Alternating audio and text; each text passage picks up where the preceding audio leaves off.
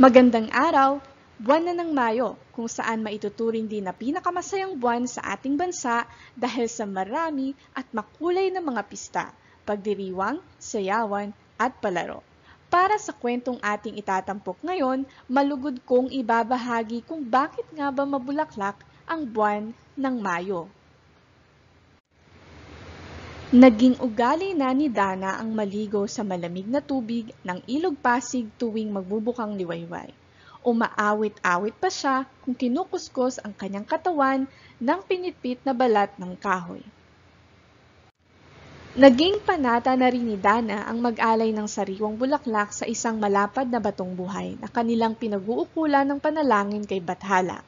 Yaon ay isang ugaling minana pa niya sa ninuno na si Maginoo, ang maharlikang ama ni Dana. Kaya lahat ng nasasakupan ni Maginoo ay nagbibigay galang sa malapad na batong ito tuwing sila'y mapaparaan sa dakong yaon. Maraming halamang alaga si Dana sa tabi ng ilog. Dinidilig niya ang mga ito upang maging mabulaklak. Sa araw-araw ay hindi nawawalan si Dana ng bulaklak na pang-alay sa banal na bato. Sa kanyang paghahalaman ay malimit mamasdan ng makapangyarihang Haring Araw si Dana. Nabihag ang Haring Araw sa kagandahan ni Dana.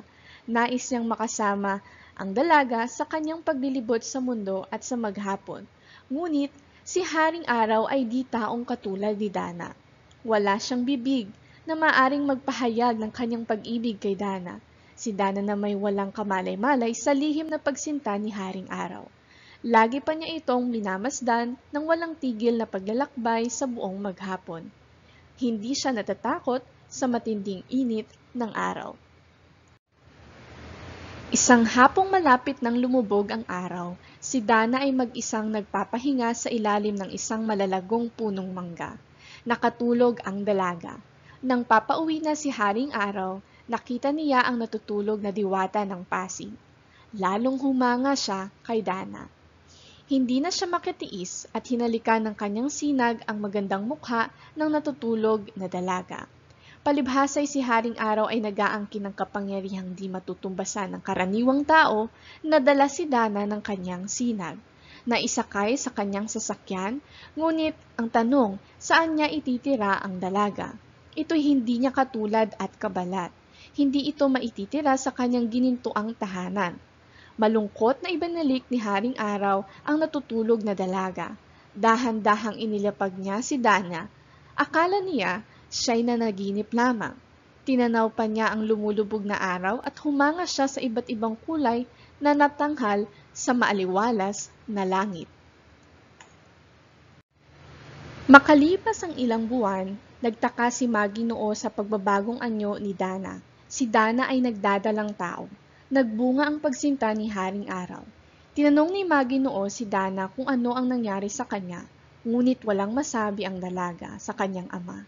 Nagalit si Maginoo, akala'y nagkasala si Dana, nawalan ng puri, kung kaya isang gabing madilim ay pinalayas ng kanyang ama ang kaawa-awang dalaga.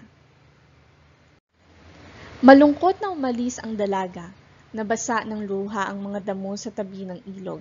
Nagpaalam din siya sa kanyang mga alagang halaman. Nagtungo siya sa malapad na batong pinag-aalayan niya ng bulaklak, kung saan siya'y nanalangin kay Bathala. Mag-uumaga na nang lumakad na papalayo si Dana, tinuntun niya ang makipot na daan sa tabi ng ilog. Hinawi niya ang masukal na damo. Malayo ang kanyang narating. Ang pagkain niya ay mga bunga ng punong kahoy na napipitas niya sa daan. Sa ilalim ng mga mayayabong na punong kahoy siya nagpapahinga. Ngunit saan siya tutungo? Kahit saan siya makarating ay hindi siya humihiwalay sa ilog. Sa ganitong kalagayan, isinilang si Dalaga, ang anak ni Dana at ng Haring Araw.